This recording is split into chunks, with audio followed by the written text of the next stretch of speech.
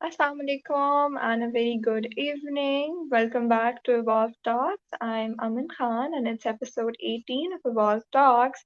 And today we're back with a very interesting session. And today I have with myself a very successful, I would not say entrepreneur because now Telemart is a big name. And Telemart, I know all the people watching, जिससे भी e-commerce industry का पाकिस्तान में पता है, everyone I think knows what's Telemart. So it's one of the top three e-commerce stores in Pakistan, and I have with myself Hamza Abdul Rauf, who is the founder of Telemart, and Hamza founded it at the age of 20. So before I get into any other details, I'll ask that all from Hamza himself, and I'll have him online. Hello, Assalamu sir. alaikum. How are you? I'm doing great, Alhamdulillah. Welcome, How are you? Sam. I'm great. I'm great. So thank you so much for taking out time. Thank you for having me. So before we get into the Telemart success story, Hamza, so I'll ask the most hit question of 2020. That is, how has 2020 been to you?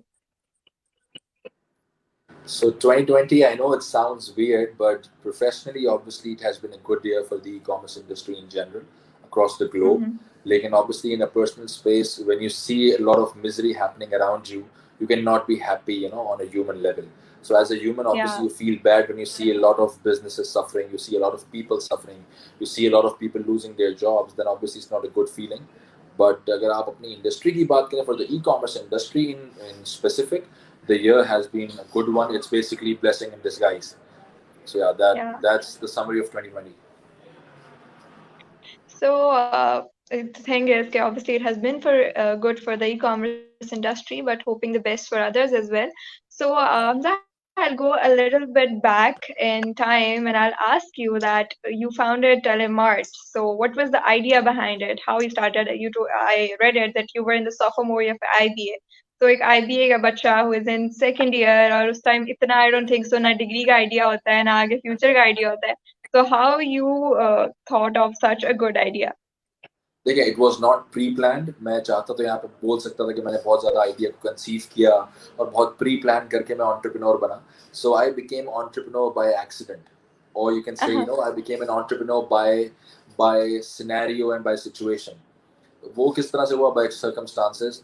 अब उसमें ये था कि कोई भी इंसान ये नहीं सोचता कि मैं अपनी यूनिवर्सिटी लाइफ के अंदर या सेकेंड ईयर में एक स्टार्टअप जो है वो स्टार्ट करूं और अपना टाइम बिल्कुल. डेडिकेट करूं और अपना जो है वो जो यूथ का टाइम होता है ज़िंदगी का, यंग एज, उसमें सेक्रीफाइस करूं और इतना सीरियस टॉपिक की तरफ जाऊं. एंजॉय करता है आदमी यूनिवर्सिटी लाइफ को उस टाइम में, और वो ट्रैवल करता Uh-huh. है और दोस्तों के साथ जो है वो प्लान्स बनाता है. तो हमारे साथ ये था कि why do I say that I became an entrepreneur by circumstances is because my father basically, he was running, he was in the mobile phone industry since 1992. He was essentially the Okay. first person in Pakistan who introduced the concept of private mobile phone shops. So before that, in Great, the great. late 80s and early 90s, जो service provider companies थी, जिस तरह आज Jazz है, जिस तरह आज Zong है, उस जमाने की जो कंपनीज थी, कनेक्शन प्रोवाइडर्स थे, पार्कटेल, इंस्टाफोन, उनके अपने सर्विस सेंटर्स होते थे और उन्हीं सर्विस सेंटर्स में फोन्स भी बिका करते थे, एंटीना वाले और वो ब्रिक फोन्स जिनको हम कहते हैं. तो Uh-huh. मेरे फादर ने उससे हट के एक प्राइवेट मोबाइल फोन शॉप का कॉन्सेप्ट दिया, जो आज हर गली में आपको नजर आती है, कि एक हट के दुकान हो सर्विस सेंटर से, जहाँ पे कनेक्शन भी मिले मोबाइल का, जहाँ पे मोबाइल फोन भी मिले और जहाँ पे एसेसरीज भी मिले. उस जमाने में बैटरी आती थी अलग से, ईयरफोन्स आते Uh-huh. थे, चार्जर्स आते थे. तो उन्होंने वो मोबाइल फोन की दुकान स्टार्ट की. बड़े हम्बल बैकग्राउंड से मेरे फादर थे. He did not have any fancy qualifications or not a big business degree. He started out very, basic. Mm-hmm. और फिर वहाँ से उन्होंने एक दुकान खोली, उस दुकान से और दुकानें बनाई, एसेसरीज के ब्रांड जो है वो रखे अपने पास, मोबाइल फोन्स बेचे, स्क्रैच कार्ड्स बेचे. उस जमाने में स्क्रैच कार्ड आते थे. और उसके बाद in the year 2000 he went on to establish one of the largest mobile phone distribution companies in Pakistan at that time, जिसका नाम था यूनाइटेड मोबाइल्स. तो he was the Uh-huh. Founder and chairman of United Mobile, जो उस वक्त Good. नोकिया, क्योंकि उस वक्त नोकिया पीक पर था. Nokia was the market leader globally और पाकिस्तान में भी बहुत बुरी तरह डोमिनेट कर रहा था नोकिया. तो वो नोकिया का ऑफिशियल डिस्ट्रीब्यूटर्स थे यूनाइटेड मोबाइल, और उसकी वारंटी प्रोवाइड करते थे. तो वो 2000 से लेकर 2012 तक उस कंपनी के he was serving as the chairman and founder of that company. उसके बाद Mm-hmm. 2012 में पार्टनर्स के साथ एक कॉन्फ्लिक्ट हुई, और उस कॉन्फ्लिक्ट के नतीजे में जो है वो my father backed out of the company and he exerted the company. Oh, अब जाहिर सी बात है वो सारे लिटिगेशन के अंदर मामला गया और पाकिस्तान की जुडिशरी सिस्टम और वो सारी चीज़ें हैं, हम सबको पता है कि एक कुआं है जिसके अंदर अगर कोई चीज़ चली जाती है तो वो फिर कभी सॉल्व नहीं होती है। तो उस वक्त जब ये बिल्कुल। चीज़ें हुई और ये सर्कमस्टांसेस थे कि एक कंपनी जिसको मेरे फादर ने स्वेट ब्लड पैसों के साथ बनाया, पूरी जिंदगी की जो है मेहनत उस कंपनी पे लगाई, उस कंपनी को इतना बड़ा किया कि वो इस रीजन में नोकिया का सबसे बड़ा डिस्ट्रीब्यूटर, तो सिर्फ पाकिस्तान में नहीं पूरे रीजन में सबसे बड़े डिस्ट्रीब्यूटर्स थे नोकिया के। वो कंपनी जब उसमें एक मलिशियस इंटेंशंस आती हैं, उसके अंदर जब एक रियलिटी चेक मिलता है कि लोग किस तरह होते हैं पाकिस्तान में, तो वो जब रातों रात वो कंपनी जाती है तो फिर that is when me and my brother got serious. उससे पहले जाहिर सी बात हमें लगता था कि जब हम पैदा हुए तब से हमें दिखता था कि फादर का एक अच्छा काम है, एक अच्छा बिजनेस है, एक स्टेबल सोर्स ऑफ इनकम है, एक ब्रांड है, कि हम भी जब बड़े होंगे पढ़ाई से फारिग होंगे तो उस कंपनी में आके अच्छी पोजीशन पे बैठ जाएंगे क्योंकि हमारे फादर की कंपनी है वो। लेकिन जब या ये पूरा सिनेरियो हुआ और उस वक्त हमारी एज जाहिर सी बात है 2011 2012 में हमारी एज जो है बिल्कुल we were in our teenage years, तो उसमें हमने कहा कि नहीं, now is the right time that we become shoulders of our father, me and my brother both. हमने कहा कि नहीं, अब ये ग्रेट। सही टाइम है कि हम अब अपने फादर को पे बैक करें। और हमें अल्लाह ताला ने अपॉर्चुनिटी दी है, बहुत कम लोगों को अपॉर्चुनिटी मिलती है कि आप इतनी यंग एज में अपने फादर को पे बैक करने का सोच सकें। आप कर तो नहीं सकते कभी भी पे बैक अपने पेरेंट्स को, लेकिन आप एक एफर्ट दे सकें। तो उसमें हमने कहा कि नहीं, अब हमारी पढ़ाई भी है, यूनिवर्सिटी भी है, लेकिन उसके साथ हमें अब इनके साथ जुड़ना चाहिए ताकि हम जो है वो इनको हेल्प भी करें और इनके जो है वो शोल्डर बन सके मजबूत। So that is good when we good. sat down on the table. We had multiple brainstorming sessions at our dining table to discuss the way forward. Okay, now what do we do now? We don't have a brand. We don't have a name. We don't. Me and my brother, we don't have experience. We don't have any professional experience. हमने ना internship कहीं की हुई थी, ना हमने कहीं job की हुई थी, क्योंकि हम यूनिवर्सिटी में एडमिशन उस वक्त हमारे हुए थे या होने वाले थे, हाँ। उससे पहले ये वाकया हुआ। तो हमने कहा all the experience that we have right now is obviously of our father, कि उन्होंने 2 डेकेड्स लगाई, 20 साल से ऊपर का उनका तजर्बा है एक इंडस्ट्री में, वहां पे उनकी एक रेपुटेशन है, एक पीआर है, एक नेटवर्क है। तो हमने कहा let's capitalize on that and let's do something around his experience, so that हम किसी बिल्कुल नई डायरेक्शन में नहीं जा रहे कि हमने रेस्टोरेंट नहीं खोलना जिसका हमें एक्सपीरियंस नहीं है, या कोई फार्मेसी ग्रोसरी स्टोर नहीं खोलना। जिस चीज़ का एक्सपीरियंस है, जिस चीज़ में नेटवर्क है, उसी के अंदर जाके उसको एक्सप्लोर करते हैं। So the major choice was very obvious कि हम डिस्ट्रीब्यूशन या रिटेल के अंदर ही कहीं अपने आप को अकोमोडेट करेंगे in the space of mobile phones and tablets and gadgets. तो उस वक्त हमने ग्रेट। इनिशियली नाम भी ब्रेनस्टॉर्म किया और नाम के अंदर भी टेलीमार्ट पे नाम उभर के आया, उस पर हमने वोटिंग की और टेलीमार्ट का नाम हमने फाइनल किया। उसके अंदर फिर हमने स्टार्ट किया होलसेल से कि अब कुछ काम तो करना है। ऑफिस लिए, ऑफिस को बनाने के अंदर भी टाइम लगता है, सारी चीज़ों को स्ट्रीमलाइन करने में, लोगों को हायर करने में। नई कंपनी जिसको कोई जानता नहीं है उसके लिए रिक्रूटमेंट भी बहुत मुश्किल होती है करना, कि not everyone is willing to बिल्कुल। Work for a new company जिसका कुछ पता नहीं है। तो हमने जो है फिर होलसेल से स्टार्ट किया कि जो कनेक्शंस थे, जो डिस्ट्रीब्यूटर्स और रिटेल नेटवर्क में जान पहचान थी, वहाँ पे कुछ ना कुछ मोबाइल फोन्स की होलसेल हमने ट्रेडिंग स्टार्ट की। और उसके साथ साथ हमने सोचा कि अब जहाँ पे हमारी एक्चुअल थिंकिंग आई वो यहाँ पर आई कि कन्वेंशनल होलसेल तो हमने कहा हम पहले भी कर रहे थे, अभी भी करेंगे, रिटेल की तरफ भी जाएंगे। लेकिन उस वक्त इन 2012 एंड 2013 इंडिया के अंदर e commerce was at boom. India के ओ। अंदर अमेजोन आ चुका था, उस वक्त इंडिया के अंदर फ्लिपकार्ट अच्छे नंबर्स कर रहा था। तो हमने कहा कि पाकिस्तान और इंडिया की, इनफैक्ट पूरे सब कॉन्टिनेंट की जो टारगेट ऑडियंस है या सब कॉन्टिनेंट के जो माइंडसेट है कंज्यूमर का, बहुत सिमिलर है। कि हम इसीलिए कहते हैं कि डेफिनेटली। कल्चर भी सिमिलर है, हमारी वैल्यूज भी सिमिलर है, हमारा स्केप्टिसिज्म भी बहुत सिमिलर है, कि दोनों या तीनों मुल्कों के जो लोग हैं वो थोड़ा सा चीज़ों को ट्राई आउट करने में घबराते हैं, इतना एक्सपेरिमेंटल नहीं एग्जैक्टली। होते, चाहे वो खाने को लेकर हो, चाहे वो उनके कंज्यूमर बिहेवियर से रिलेटेड हो। दे ऐसे try he. And be very conventional and very consistent in their behaviours. So we thought, okay, if India is doing such great numbers in e-commerce right now, and people and Indians are accepting this wholeheartedly as a sales platform or as a buying platform, then this is something which is bound to happen in Pakistan as well, because again the consumer mindsets are pretty similar. तो हमने कहा कि अब पाकिस्तान की market को जो है study करते हैं। जब पाकिस्तान को भी स्टडी किया तो हमने देखा कि ई कॉमर्स में उस वक्त इतना ज़्यादा क्वालिटी काम नहीं हो पा रहा था, जिसकी वजह से बहुत ट्रस्ट डेफिसिट था, लोग रिलाई नहीं कर रहे थे ई कॉमर्स के ऊपर, और जो है ना एक बहुत बड़ा वैक्यूम था इन टर्म्स ऑफ क्वालिटी प्रोडक्ट्स भी, कि अच्छी प्रोडक्ट्स ऑफर हो अच्छे प्राइस पर, और इन टर्म्स ऑफ क्वालिटी सर्विस भी। तो दोनों एरियाज पे अच्छा। ई कॉमर्स जो है up to the mark perform उस वक्त नहीं कर रहा था। तो तो हमने कहा यहाँ पे भी गैप है, इतना ज्यादा मार्केट सैचुरेटेड नहीं है, कितने ज्यादा प्लेयर्स हो उस वक्त जो ऑपरेट कर रहे हो, या इतना ज्यादा जो है वो मार्केट जो है वो टैप हो चुकी थी ऑलरेडी। तो हमने कहा एक काम करते हैं, let's add e commerce as a secondary business model to just हाँ, try it out and experiment with e commerce and see कि क्या होता है, कहाँ होता है। ऑब्वियसली ना मेरा एक्सपीरियंस था डेवलपमेंट में, कोडिंग के अंदर, वेबसाइट में, ना ई कॉमर्स में, ना मेरे भाई का एक्सपीरियंस था, ना मेरे फादर के that E was on commerce, trial basis. क्योंकि उस वक्त ई कॉमर्स इटसेल्फ भी पाकिस्तान के अंदर बहुत नई नई इंडस्ट्री थी। उस वक्त बहुत कम बिल्कुल। रिसोर्सेज थी जो ई कॉमर्स से फेमिलियर थी, एक्सपर्ट्स थी। तो सबने उस वक्त सीखना शुरू कर रहे थे। तो हमने कहा let's give it a try, let's give it a shot and try and see what happens next.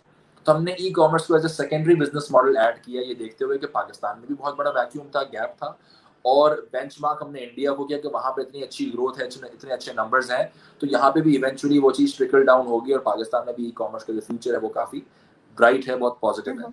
And now the same model is, mashallah, our primary business model, and it is the main source of Great, both great. revenue and main source of people knowing Telemart as well. क्योंकि आपको भी पता है Hmm. कि brand जो है कभी भी होलसेल ब्रांड इतना स्ट्रांग नहीं बनता। कि अगर आप कोई होलसेल कर रहा है, कोई ट्रेडिंग कर रहा है, तो ट्रेडिंग के अंदर ब्रांडिंग पे इतना फोकस नहीं होता, क्योंकि आपकी मोस्टली सेल्स B2B लेवल के ऊपर हो रही होती है। लेकिन जब आप एक रिटेल ब्रांड बनाते हैं, it is when you reach out to the बिल्कुल, and consumers to sell your products और services, that is when a brand is actually made, and that is when people recall your brand and you have your brand definitely. goodwill and brand equity that is being built up. तो वो हमें बहुत बड़ा advantage माशाल्लाह, फिर वो decision हमने उस वक्त लिया, इट इज अल्हम्दुलिल्लाह now paying us of really well. Great, great. So, that was the starting journey of Telemart. So, here comes a question which always pops up when you talk about some successful enterprise. So, where did the name Telemart come from? Who suggested it? देखें, टेलीमार्ट जो है मेरे father ने suggest किया था। So in terms Mm-hmm. of taglines, in terms of names, shortlistings, my father is बिल्कुल। hands down the best. तो वो उन्होंने पेपर के ऊपर हाथ से जो है वो मल्टीपल, आज भी मुझे याद है, वो पेपर के ऊपर हमने लिखे थे सारे नाम, और उसमें मेरे नाम बहुत ज्यादा नहीं थे, क्योंकि जाहिर सी बात उस वक्त मेरी उम्र ही कोई खास नहीं थी, ना इतना पता अच्छा। था कि नाम के अंदर नाम रखने से पहले क्या चीजें सोचनी चाहिए। मेरे लिए बड़ा आसान है कि आज मैं इंटरव्यू में बैठ के 10 बातें अपनी तरफ से जो है वो खलाई बातें कर दूं कि मैंने नहीं ये भी किया था, लेकिन it's always good to talk about what actually happened.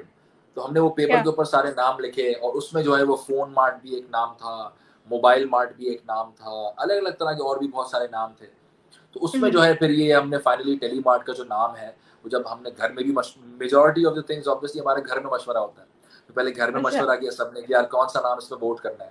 तो उसमें मैंने भी टेलीमार्ट के लिए वोट किया, मेरे भाई ने भी टेलीमार्ट के लिए वोट किया, बाकी लोगों ने भी जो है वो टेलीमार्ट को ज्यादा प्रेफर किया, क्योंकि थोड़ा सा एक अच्छा टेकी नाम लगता है सुनने में, और कंसाइज बिल्कुल। भी है, इजी टू प्रोनाउंस है, इजी टू स्पेल है। तो हमने कहा टेलीमार्ट के नाम के साथ उस वक्त जाते हैं। अब इसके पीछे फिलोसफी क्या है? इसके पीछे फिलोसफी ये है कि कि now also and in past also and in future also, everything will come down to your palm. जो आपका फोन है, Yeah. हर चीज आपके फोन के अंदर आएगी। So it was basically that phenomena. It's basically a mart on your phone. So On your Tele phone. Yeah. represents phone, and Mart is obviously a mart which is accessible to you on your fingertips, on your phone or the device that you're using. So that is the ultimate philosophy of Telemart, the name। और जो हमारा लोगो है, लोगो के पीछे ये phenomena है कि आप अगर हमारा लोगो देखते हैं तो जो पहला टी है टेलीमार्ट का और जो आखिरी टी है, उसके ऊपर एक लाइन है जो सारे बाकी अल्फाबेट्स को कवर करती है। उसका मतलब ये है बिल्कुल। कि providing everything under one roof, that you can get everything Wonderful. under one Wonderful. roof, and that is the roof that we have built from the first tee till the last tee।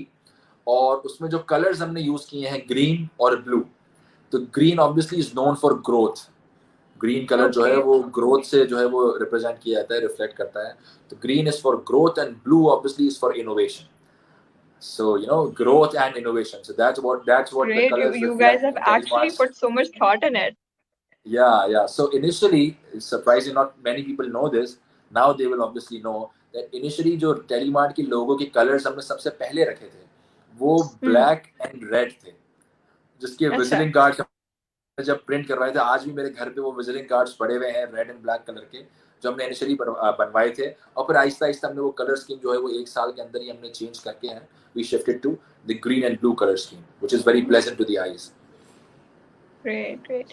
So whenever a venture begins, an entrepreneur starts, तो हर किसी का एक first step होता है, और उन first steps में there are some steps which are like a kind of a memory, a good memory to cherish. So if I ask you कि वो सबसे पहला काम while starting Telemart which you still remember और जो एक बहुत अच्छी memory है, what was that?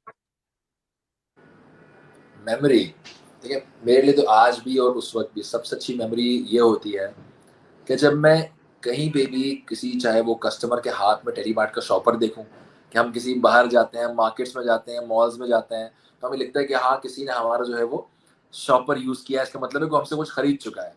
या खरीद मैं चुका कहीं पर है। आप बैठे हों, या कहीं पर आप बैठे हों, चाहे वो रेस्टोरेंट हो, किसी और प्रोफेशनल स्पेस के अंदर आप कहीं पर हो, और वहाँ पे आपको नाम सुनने को मिले कि यार टेलीमार्ट के कहीं से तस्करा हो जाए, without them knowing that I am associated with Telemart.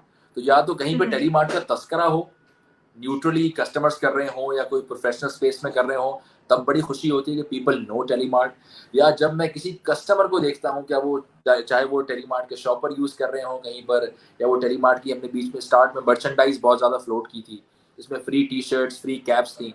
तो एक पिक्चर थी आज से 3 साल पुरानी, 3 या 4 साल पुरानी, कि मुझे किसी दोस्त ने जो है वो टैग किया एक फेसबुक की पिक्चर पे, और उसने मुझे भेजी कि वो उस वक्त बकरा ईद का ज़माना था, तो मंडी के हम्म। अंदर जो एक आदमी अपने जानवर बेचने आया था, उसने टेलीमार्ट की टी शर्ट पहनी हुई थी।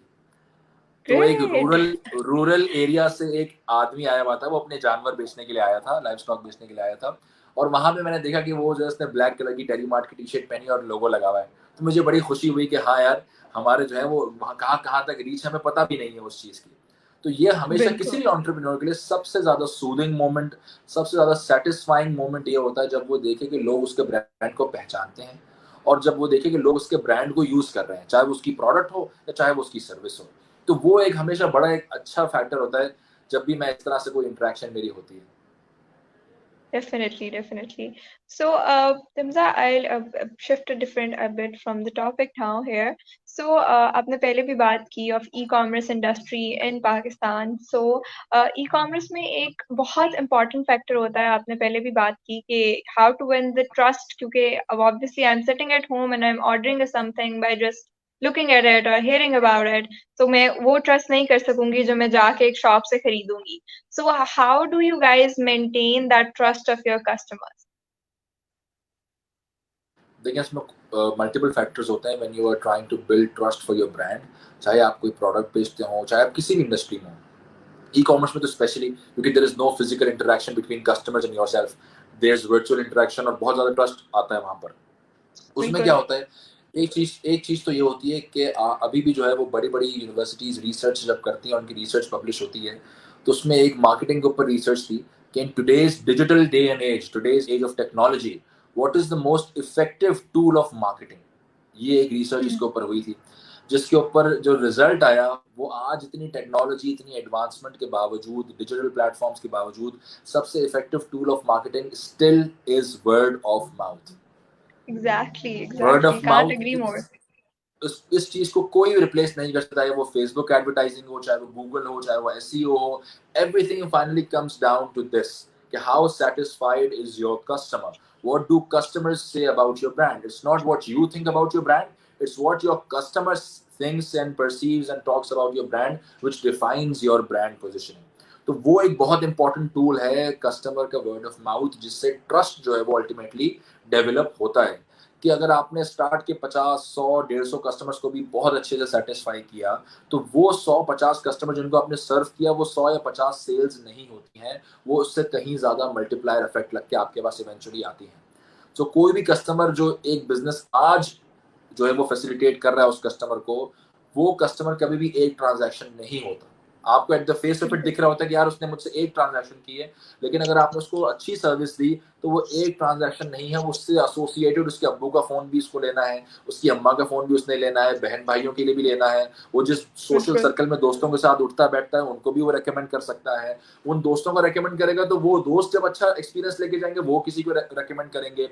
तो it's a never ending Definitely. cycle if you make sure that your service levels, your product levels, your quality levels are up to the mark.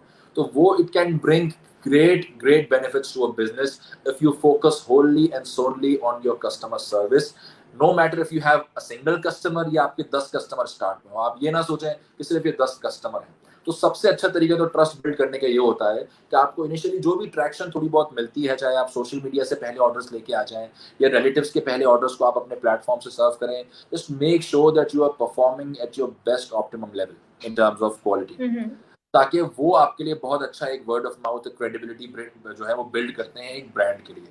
दूसरा एक बहुत इंपॉर्टेंट चीज होता है जो छोटे स्टार्टअप्स के लिए मेरा मशवरा भी है कि जाहिर सी बात है छोटे स्टार्टअप्स है तो उतना हैवीली इन्वेस्ट हर चीज के अंदर नहीं कर सकते, ना मार्केटिंग के अंदर कि वो एक साथ इतने सारे कस्टमर एक्विजिशन जो है वो अपने वेबसाइट के ऊपर लेकर आ जाए। उसको एक और अच्छा तरीका करने का ये होता है कि आपके जितने अर्ली कस्टमर्स हैं जो आपके प्लेटफॉर्म पे पहले आते हैं बाय करने के लिए और आपके इनिशियल फेज के अंदर आपसे ट्रांजैक्शंस करते हैं, उनके आप कस्टमर टेस्टिमोनियल्स पब्लिश करें अपनी वेबसाइट पे, अपने फेसबुक पेजेस बिल्कुल। पे, अपने इंस्टाग्राम पर उनके वीडियो मैसेजेस वहां पर डालें जिसमें वो अपनी प्रोडक्ट के साथ जो है वो बता रहे हो कि मैंने इस फलानी जगह से ये खरीदा और मैं बहुत सेटिस्फाइड हूँ और मुझे टाइम पे चीज मिली। सो वर्ड ऑफ माउथ ये basically electronic word of mouth हो गया कि जो लोग उस वक्त उस पेज को या उस एड को देख रहे हैं, जब वो किसी कस्टमर से सुनेंगे उस ब्रांड की तारीफ तो उसको ज्यादा रेलिवेंट होगा, उससे रेजोनेट करेंगे। और अगर उसी कंपनी का डेफिनेटली। सीईओ एक कॉर्पोरेट वीडियो में जो वो बड़े बड़े भाषण दे रहे हो कि हमारी कंपनी ये है और वो है, उससे कस्टमर रेजोनेट नहीं करता, क्योंकि हर इंसान अपने एग्जैक्टली। स्टार्टअप को सबसे अच्छा बताता है। तो इसलिए वो अपने टारगेट ऑडियंस के साथ या पोटेंशियल कस्टमर्स के साथ रेजोनेट करने के लिए जरूरी है कि आप दूसरे कस्टमर्स से वो बात बुलवाएं और उनसे एक ऑनेस्ट फीडबैक लें। तो कस्टमर टेस्टिमोनियल से भी हमने बिल्डअप किया ट्रस्ट। दूसरा हमने क्या करा, हमारा उस जाहिर सी बात है हमने एक अच्छे सेटअप के साथ स्टार्ट किया, हमने अपनी ऑफिस स्पेस को जो है वो कस्टमर्स को दिखाना शुरू किया कि ऑनलाइन स्टोर्स में कस्टमर को सबसे पहला जो है गिला शिकवा ये होता है कि ये किसी बंगले से ऑपरेट कर रहे हैं या किसी दुकान से ऑपरेट कर रहे हैं, हमें पता ही नहीं पीछे लोग कौन है। तो हमने वो ट्रांसपेरेंसी हम्म। मेंटेन की ताकि कस्टमर्स नो कि इस कंपनी के पीछे कौन है, उनके प्रेमिसेस क्या है। एग्जैक्टली। हमने अपने ऑफिस की स्पेस को दिखाया, हमने कॉर्पोरेट वीडियो शूट की जो हमने अपने सारे सोशल प्लेटफॉर्म्स के ऊपर रन की, चाहे वो हमारा यूट्यूब चैनल हो, हमारा फेसबुक हो। हमने हर जगह पर दिखाया कि व्हाट इज टेलीमार्ट, हमारा विजन क्या है, हमारा ऑब्जेक्टिव क्या है, इसके पीछे टीम क्या है ग्रेट जो काम ग्रेट। कर रही है। तो उससे बहुत ज्यादा लोगों का ट्रस्ट बिल्डअप होता है कि नहीं, इसके पीछे प्रॉपर जो है वो प्रोफेशनल लोग हैं जो इस चीज को संभाल रहे हैं, रन कर रहे हैं, और यहाँ से अगर हम कुछ खरीदते हैं तो वो ट्रस्ट लेवल जो है वो इंटैक्ट रहेगा। That is something again that we exactly. Did. And the last thing that we did to build trust initially, जब लोग ब्रांड को इतना नहीं जानते थे बिल्कुल भी, वो हमने अपनी रिटेल आउटलेट बनाई एक। हम्म। तो जब हमने आउटलेट बनाई तो उससे भी लोगों को ये ट्रस्ट फैक्टर आता है कि हाँ ये ऐसा नहीं कि कल को रैप अप करके भाग जाएंगे। बिल्कुल।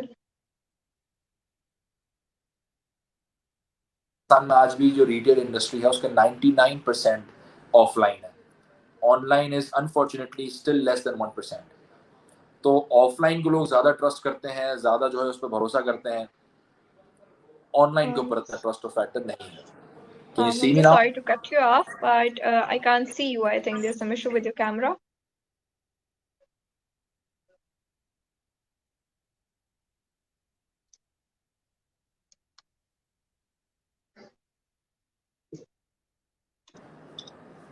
Can you see me now?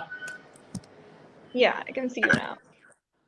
या सो वो हमने फिर एक रिटेल आउटलेट वाला कॉन्सेप्ट भी लेकर आए ताकि जो ऑफलाइन है उस पर हमारी आवाम आज भी बहुत ज़्यादा ट्रस्ट करती है ऑनलाइन की मुनासबत से। तो just to build credibility and trust factor initially, these are the few steps that we took so that customers हम पे भरोसा करना स्टार्ट करें। बिल्कुल बिल्कुल, very well said, Sa. So, recently since this COVID situation started, lockdown, लोग e-commerce की तरफ ज़्यादा आए. We just talked about also कि it was a boom for the e-commerce industry. So, do you think that this pattern will continue? कि अब लोगों को ज़्यादा idea हो गया है कि it's the future? What do you think about the future of e-commerce, especially in Pakistan?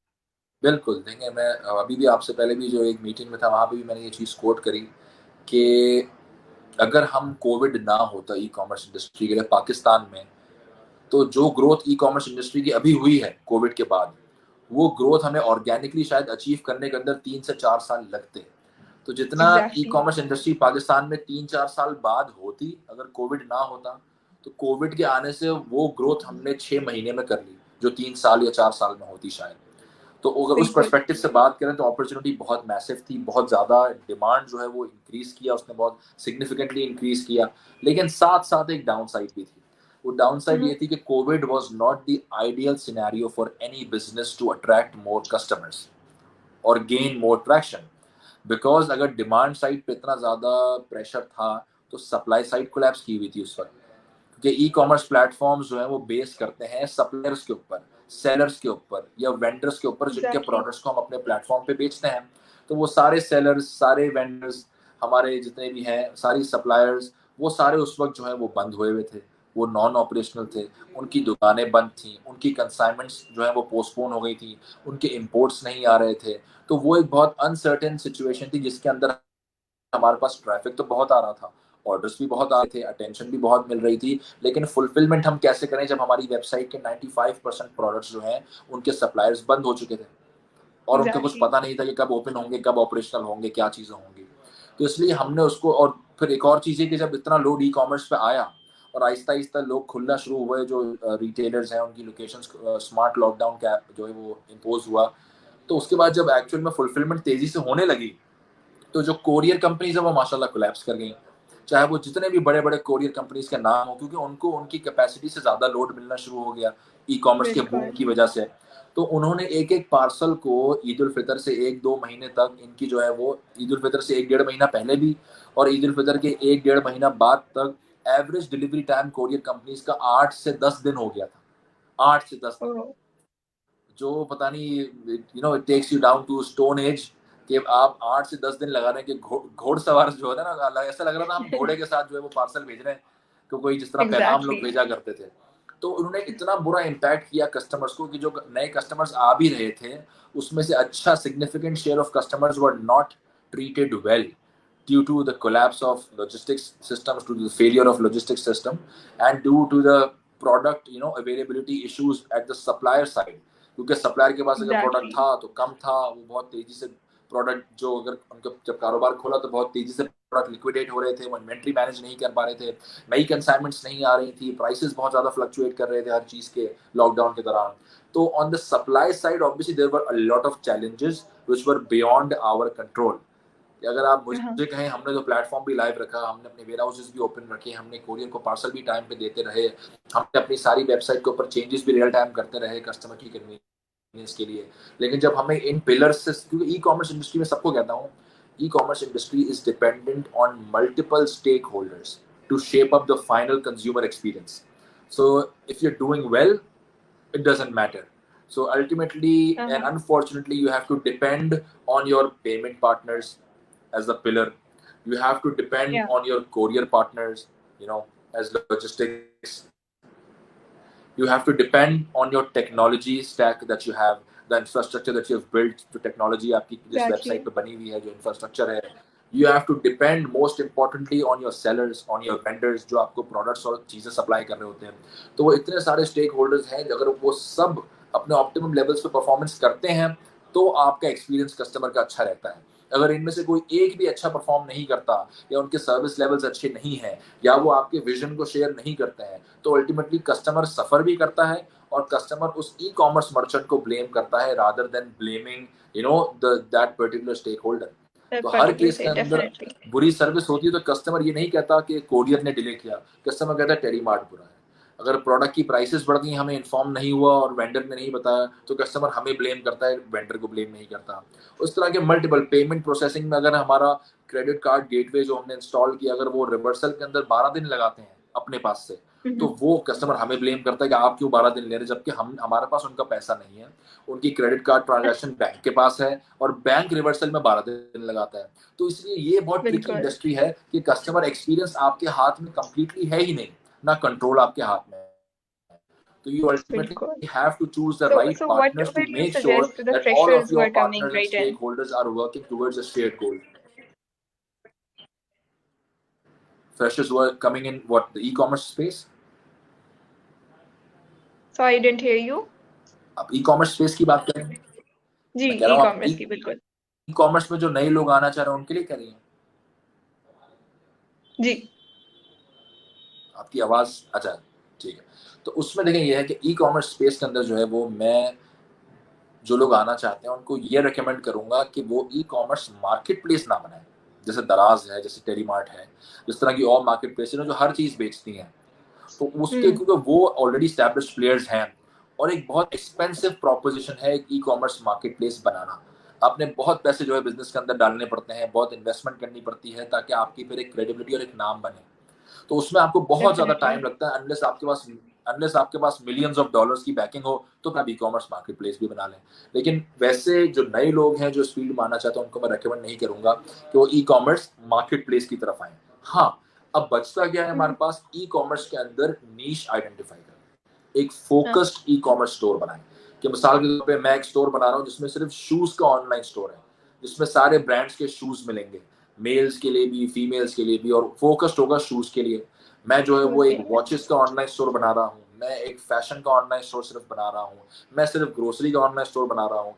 तो ब्रांडेड फोकस्ड नीश ई कॉमर्स करना इस वक्त बहुत रेलिवेंट है। मैं सिर्फ लेदर की प्रोडक्ट्स का बनाना चाहता हूँ, मैं सिर्फ स्पोर्ट्स के आइटम का बनाना चाहता हूँ, उसमें बहुत अपॉर्चुनिटी है, बहुत स्कोप है कि आप कर सकते हैं। लेकिन ई कर कॉमर्स, सकते अब हैं. Conventional e commerce market place के डोमेन के अंदर मैं रेकमेंड करूंगा कि कोई नहीं आए अनलेस उनके पास जो है वो मिलियंस ऑफ डॉलर्स की बैकिंग हो या पीछे कोई ग्रुप हो जो उनको सपोर्ट कर रहा हो, क्योंकि it's an expensive proposition and it takes time obviously to build trust in your brand and to achieve that brand recall. Definitely, definitely. So, that's about the e-commerce industry. So, I'll ask you, where do you see Telemart in, let's say, coming 5 years? I mean, 5 years, I see Telemart as the most loved brand of Pakistan and the most loved shopping destination of Pakistanis. So that is what I see Telemart as. That is the overarching goal of our company, and the vision is very simple. We don't want to be the biggest. We don't want to be, the largest. We want to be the most loved brand of Pakistan. Inshallah. Wonderful. That's wonderful. That's very nice thought.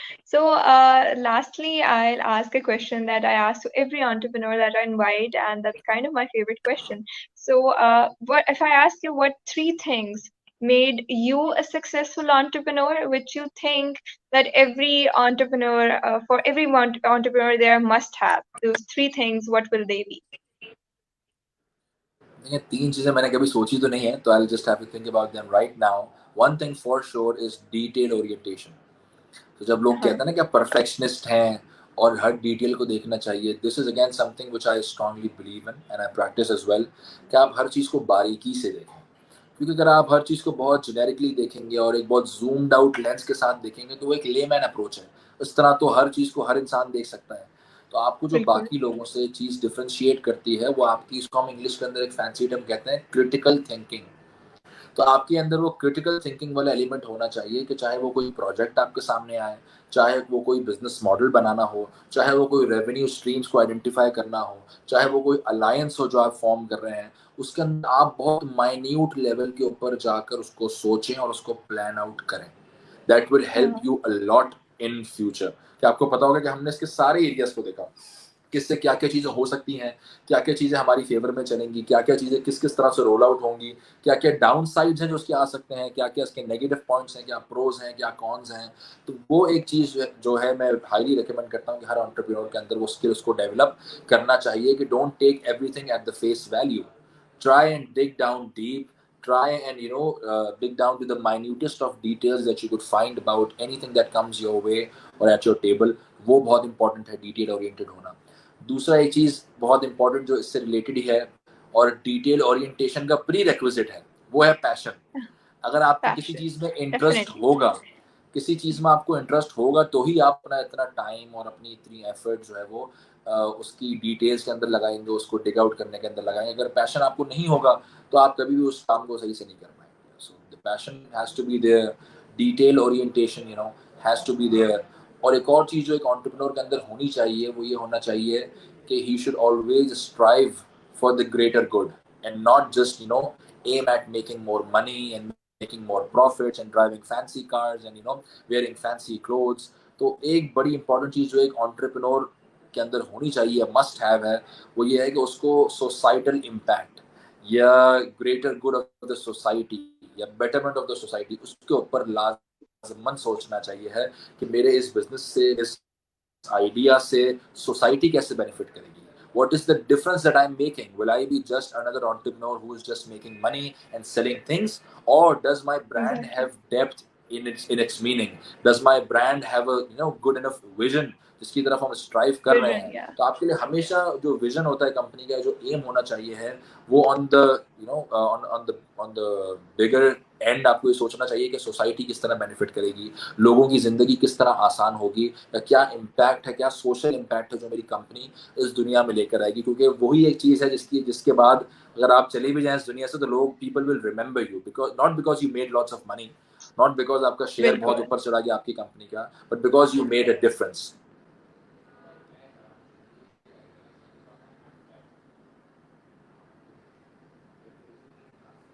Sorry, we lost a bit of connection with you, and there was a bit of distortion in your voice in the end. If you can repeat.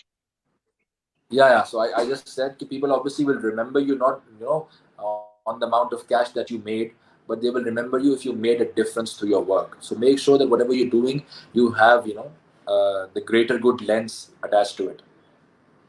Exactly, exactly. Very well said. So, this also reminds me of a CSR initiative behind which you were the brain, and that was Badlo Pakistan. So, if you can tell people a bit about it. या तो देखें, obviously जब जैसे लोग कहते हैं ना कि with great power comes great responsibility, Spiderman की लाइन है ये। तो इसमें जो है वो हमारे लिए भी ये था कि जब हमारा एक प्लेटफॉर्म स्टैब्लिश हो गया, लोग थोड़ा टेलीमार्ट को जानना शुरू हुए, हमारी वेबसाइट पे Mm-hmm. ट्रैफिक डेवलप हुआ, हमारे सोशल प्लेटफॉर्म्स पे जो है वो हमारे लाइक्स और फॉलोज बढ़ गए, तो हमने कहा कि अब इस प्लेटफॉर्म को अच्छी चीज़ के लिए भी इस्तेमाल करते हैं कि जब हमारे पास इतने लोग आते हैं, लोग हमारे पास हज़ारों लाखों रुपए की शॉपिंग करते हैं, तो why not use this traffic and use this customer base for the benefit of the society at large. तो इसलिए हमने एक डोनेशंस का सेपरेट सेक्शन अपनी वेबसाइट के ऊपर स्टैब्लिश किया, terimat.pk/donation, जहाँ पे हमने मल्टीपल सोशल इदारों के साथ, वेलफेयर इंस्टीट्यूशंस के साथ हमने अलाइंसेस किए, जिसमें Indus hospital, Great, सेलानी great. Trust, Alamgir trust, ईदी फाउंडेशन, TCF और इस तरह के मजीद बहुत सारे जो है वो इदारे जो पाकिस्तान में रिनाउंड है अपने काम के लिए, उनके साथ पार्टनर किया, और वहाँ पर हमने उनके प्रोडक्ट्स को, उनके CSR इनिशिएटिव्स को हाईलाइट किया, उनकी बैंक अकाउंट डिटेल्स को वहाँ पे पुट फोर्थ किया, ताकि जो लोग हैं उनके अंदर अवेयरनेस भी आए, और लोग वहाँ पर जाकर डायरेक्टली इन कंपनीज को, इन इदारों को जो है वो डोनेट करें मैक्सिमम जितना पॉसिबल लोगों से हो सके। तो वो एक इनिशिएटिव है जिसको हम टाइम टू टाइम करते रहते हैं, उसको पुश भी करते हैं, और वहाँ से डोनेशन जो है वो डायरेक्टली इन कंपनीज, इन इदारों के बैंक अकाउंट्स में जा रही होती हैं। So this is obviously something that we try and do very regularly. Great, great, great. Wonderful. So, that was Badlo Pakistan. So, thank you so much, Hamza. It was definitely a wonderful conversation discussing all about the Telemart success story. So, lastly, I would like to ask, since many of the people watching हमारी ज़्यादातर जो viewers होते हैं, that I know they are for young people and definitely aspiring entrepreneurs, students, and many more. So, what will you, and you were a person who started from a very young age. So, कोई एक lesson जो आप देना चाहें to the young people watching right now? अच्छा, एक lesson ये है कि अपनी ज़िंदगी में जो है वो हर चीज़ को आप प्री प्लान नहीं कर सकती, ये ज़हन में रखें। उसकी वजह ये है कि जब आप हर चीज़ को, और एक और चीज़ जो इसके साथ ही रिलेटेड है प्री प्लानिंग से, कि don't compare yourselves with others.